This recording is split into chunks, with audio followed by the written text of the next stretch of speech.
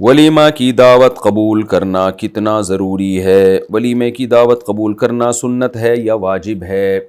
بعض احادیث کے ظاہری الفاظ سے پتہ چلتا ہے کہ ولیمہ کی دعوت قبول کرنا واجب ہے، جیسے کہ حدیث میں آتا ہے کہ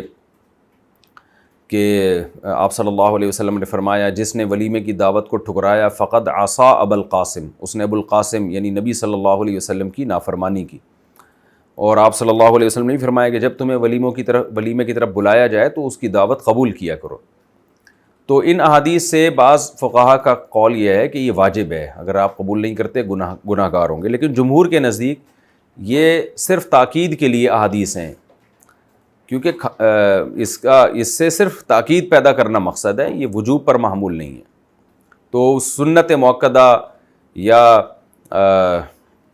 شدید درجے کی تاکید والی سنت مؤکدہ ہی کہتے ہیں اس کو۔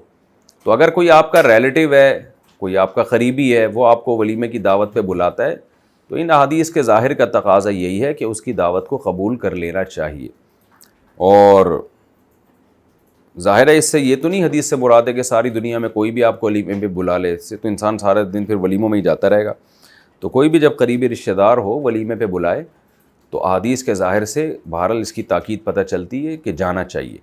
اور ان احادیث کا مقصد ہے نکاح کو اپریشیٹ کرنا، کیونکہ ہمارے ہاں شادی جب کوئی شخص کرتا ہے تو تانے زیادہ ملتے ہیں آج کل، اور اس کو اپریشیٹ کرنے والے لوگ بہت کم ہوتے ہیں۔ تو اسلام میں چونکہ نکاح کی بہت زیادہ فضیلت ہے، تو اس لیے نبی صلی اللہ علیہ وسلم نے اس دعوت کو قبول کرنے کا حکم دیا کہ دولہا کو اپریشیٹ کرو کہ تم نے ایسا خاندانی کام کیا ہے کہ اب تم دعوت کرو گے تو ہم ضرور آئیں گے۔ اور جیسے پہلی شادی پہ ولیمہ ہے، دوسری پہ بھی اسی طرح ولیمہ ہے، تیسری پہ بھی اسی طرح ولیمہ ہے، چوتھی پہ بھی ولیمہ ہے، اور چاروں دعوتوں کا یہی حکم ہے کہ اس کی دعوت کو قبول کرنا چاہیے۔ اور اس سے یہ بھی پتہ چلا کہ دوسری شادی کو بھی شریعت کہتی ہے کہ دولہا نے اگر کی ہے تو ولیمے کی دعوت قبول کر کے اس شادی کو اپریشیٹ کرو، اس کی حوصلہ افزائی کرو، اس کو ملامت نہ کرو کہ ہم تو نہیں آئیں گے، تو نے کام ہی الٹا کیا ہے۔ تیسری شادی کر رہے ہیں تو بھی اس کی دعوت میں جاؤ، دعوت میں جا کے اس کی حوصلہ افزائی کرو، ماشاءاللہ جی میں اسی وجہ سے آیا ہوں کہ مجھے اچھا لگا کہ آپ نے تیسری کر لی ہے۔ چوتھی پہ بھی حدیث میں حکم ہے ولیمے کا، کیونکہ مطلق حکم ہے نا۔